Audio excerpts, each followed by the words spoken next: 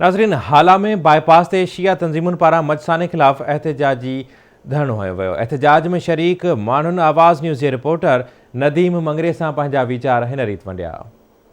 Much Balochistan में हज़ारा शिया बिरादरी उन्हनि खे जेको बेहक नाहक जेको आहे क़त्ल कयो वियो आहे ऐं वक़फ़ा तौर ते इहो मनसूबे तहत क़त्ल कया पिया वञनि।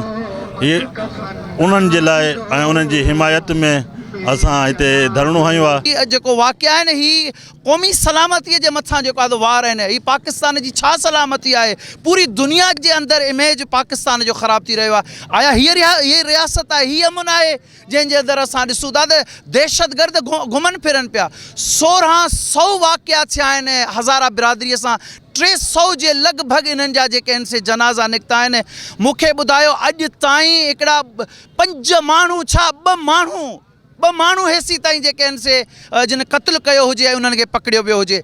असांजो हीअ एहतजाज इन जे लाइ आहे त जंहिं बि हीउ कमु कयो आहे उन्हनि खे जेको आहे कातिलनि खे पकड़े करे सरेआम फांसीअ ते लटकायो। जेसि ताईं वज़ीर आज़म पाकिस्तान उते न रसंदो त ॾिसो मुख़्तलिफ़ वफ़द विया आहिनि, लेकिन उन्हनि जो हिकिड़ो ई मुतालबो आहे त वज़ीर आज़म पाकिस्तान अचे।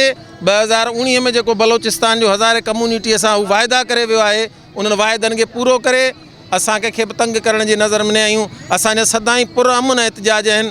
कंहिं इंसान खे कख बराबरि बि तकलीफ़ कोन ॾींदासीं, न को कंहिंसां असांजो जहिड़ो आहे। असांजो जहिड़ो उन्हनि दहशतगर्दनि सां आहे। को बि वाक़ियो थियो आहे सो इंसानियत जे लाइ हिकु ख़ौफ़नाक आहे। असांजे हुकूमत खे खपे त इन्हनि दहशतगर्दनि खे कैफ़र किरदार ताईं पहुचाइनि।